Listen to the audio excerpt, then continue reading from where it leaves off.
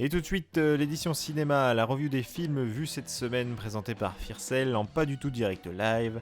Voyons mon avis sur les 7 films de la semaine, en commençant bien sûr par le dimanche. Dimanche, Budapest. D'après une histoire vraie, 2 cadres quittent leur travail et montent une boîte d'enterrement de vie de garçon, mais à Budapest, parce qu'en Hongrie tout est moins cher et que les filles là-bas sont toutes bonnes et ne pensent qu'à baiser. C'est exactement ça le pitch du film, il est d'une vulgarité incroyable, il rassemble tous les clichés que tu peux imaginer sur l'Europe de l'Est, à savoir les mannequins, les filles faciles, les armes à feu, les tanks, les pecnos, enfin bref. Le film m'a plus gêné qu'il ne m'a fait rire et pourtant il y a tout pour me plaire dedans. Jonathan Cohen, Manu Payet, Monsieur Poulpe et ça donne cette daube. 2 heures de gags téléphonés qui parlent quasiment tous de cul, je me demande vraiment comment ce film a fait pour être interdit qu'au moins de 10 ans. Une intrigue amoureuse qui aurait pu avoir du sens si elle terminait pas en happy end mielleux, enfin bref, y a rien de bon dans ce film. Ah si, à la fin, Artus m'a fait rire dans la seule scène que j'ai trouvée réussie. Enfin réussie comparé au reste. C'est un 4. Et on passe à le lundi. Lundi au poste, c'est la 2e édition, mais je suis déjà confronté à un problème. Comment je note ce film, surtout aussi rapidement ? C'est pour ça que ma note c'est forcément subjective, comme toutes les autres en fait. Enfin bref. Grégoire Ludig est interrogé par Benoît Poulvorde car il a trouvé un cadavre en bas de chez lui et a appelé la police. Ça fait de lui le suspect numéro 1. Un flic joué par Monsieur Fraise va mourir bêtement devant lui, mais ça sonne suspect. C'est pour ça que Ludig va cacher le corps et se dépêcher de finir l'interrogatoire pour pouvoir s'échapper, c'est pour ça. Ensuite, on va voir les flashbacks de Ludig qui racontent la découverte du corps, mais c'est super troublant parce que Quentin Dupieux, le réalisateur, casse le 4ème mur en permanence, c'est pour ça. Et le twist de fin rend le truc encore plus compliqué, et c'est pour ça que je vais simplement dire que j'ai pas tout compris. J'ai pas vraiment ri parce que l'humour est trop absurde parfois, et je ne sais pas où va le film, c'est pour ça. J'ai l'impression qu'il y a quelque chose à comprendre, mais en même temps, j'ai l'impression qu'il y a rien à comprendre, c'est pour ça. Heureusement que le film est court, du coup, c'est un 11. On passe à le mardi. Mardi, Zootopie, l'histoire de Judy, une lapine qui rentre dans la police et qui se retrouve à mener une enquête d'importance mondiale. C'est très vite résumé, mais je ne sais pas comment en dire plus sans trop m'éparpiller. C'est un film d'enquête, le polar fait aussi bien pour les parents que pour les enfants. J'ai personnellement trouvé l'intrigue un peu commune, du moins de ce que je me souviens, mais on est quand même dedans. Le fait que la société soit totalement animale, c'est bien fait, parce que souvent ils mettent des animaux juste pour mettre des animaux. Là il y a une vraie identité et je trouve que le film véhicule un vrai message de tolérance. Les personnages sont attachants, en même temps comment ne pas fondre devant cette bouille. J'ai passé un bon moment devant le film qui s'est mêlé humour et sujet sérieux, comme Disney arrive bien souvent à le faire de nos jours. C'est un 14. On passe à le mercredi. Mercredi, Sasori, la femme scorpion. Je résumerai le film par une femme subit un coup monté par des gangsters, se retrouve emprisonnée et cherche à se venger. C'est le mieux que je puisse faire tant j'ai rien compris à l'histoire de ce film. La chaîne française NT1 qui présentait le DVD annonçait le film qui a inspiré Kill Bill. Sorti en 2008, soit 5 ans après Kill Bill. Il y a bien un film Sasori qui est sorti, mais en 72. Pas celui-là, voyez. Enfin, on comprend pourquoi NT1 ça n'existe plus, enfin bref. L'intrigue est posée comme ça sur le tapis, j'ai pas capté. Les méchants forcent une femme à tuer la sœur d'un flic qui se trouve être son amant, donc elle est emprisonnée. S'ensuit pendant plus de la moitié du film la vie de Nami en prison pour femme où elle se fait maltraiter et le mot est faible, quand soudain elle se rebelle et bute l'intégralité des prisonnières. Condamnée à mort, elle est pendue, mais un vieux moine Shaolin la ressuscite et en fait un ninja.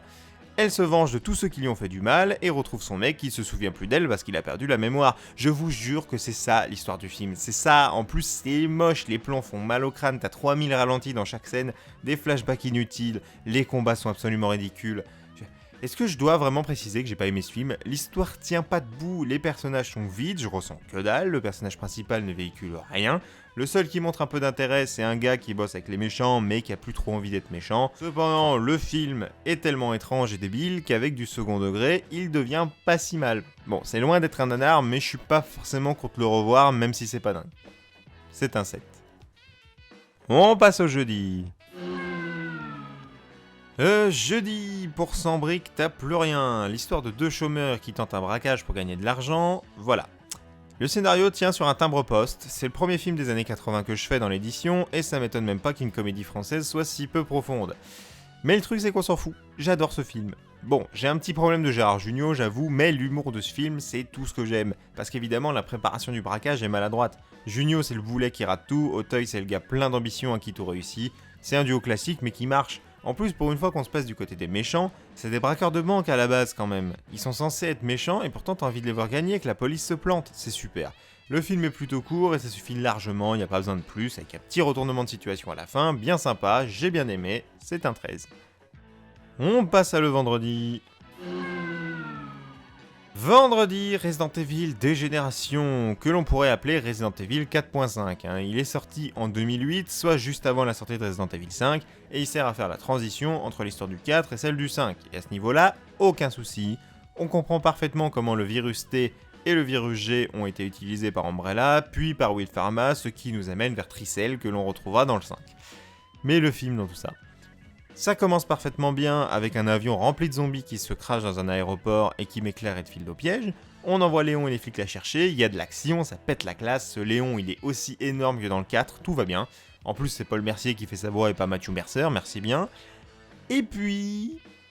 au bout d'une demi-heure, l'action s'arrête et on va se manger 3 quarts d'heure de remplissage à base de scénario, le virus G, le frère de la fliquette qui est un terroriste environnemental, bref, on s'ennuie sévèrement. Et juste les 20 dernières minutes, le méchant mutant arrive enfin. Léon et Angela, la fliquette, l'affrontent dans un combat vachement cool. En plus, Léon il fait du parcours, c'est la classe, et c'est la fin. D'ailleurs, Claire ne sert pas à grand chose dans ce film. Je pense qu'ils avaient prévu de faire Angela et Léon, mais pour vendre le film, il n'y avait pas assez de fan service. Du coup, ils ont rajouté Claire à l'intrigue. Ça simplifiait tout un tas de choses. L'action est bonne, mais le remplissage est beaucoup trop long et trop chiant pour en faire un bon film. Il fait son travail de transition, mais à regarder, c'est pas dingue. C'est un 9. On passe à le samedi. Samedi, les guerriers de la nuit. On va encore plus loin que dans les années 80, nous sommes en 79. L'histoire d'une réunion de gang à New York qui tourne mal, explication. Le chef des Rogues a tué Cyrus, le chef des Riffs, mais fait porter le chapeau aux Warriors et tous les gangs de la ville vont partir à la chasse des Warriors. Et nous les suivons alors qu'ils essayent de rentrer dans leur territoire qui est loin, très loin. Si vous connaissez le jeu Double Dragon, c'est de ce film qu'ils se sont inspirés, et si vous connaissez le film Double Dragon, bah je suis désolé pour vous. Ce film est génial. On a beau suivre un gang, donc des gens mauvais, on est quand même émotionnellement pris par l'injustice dont ils sont victimes. J'adore découvrir tous les gangs différents, puisque tous ont un code couleur et une tenue particulière. Ça rend le film super classe. Les Warriors commencent leur route à 8, mais vous vous doutez bien qu'ils vont avoir des complications sur le chemin, et le suspense est grandiose. Je ne vous spoilerai même pas la fin, parce que ce film est absolument à voir. On ne s'ennuie pas une seconde et c'est vraiment prenant. C'est un 17. On passe à le film de la semaine. Sans surprise, je viens d'en parler, le film de la semaine c'est Les Guerriers de la Nuit, 2 semaines de suite que je donne un 17 au film de la semaine et franchement c'est pas exagéré. J'ai autant apprécié Jurassic Park et Les Guerriers de la Nuit, c'est des très bons films plein de suspense qui arrivent à m'accrocher, ce qui n'est pas facile, ça je peux vous le dire. Maintenant, est-ce qu'un jour le film de la semaine sera un film des années 2000 ? En tout cas, c'était vraiment le film de la semaine, prochaine édition, prochaine émission, merci, bonsoir.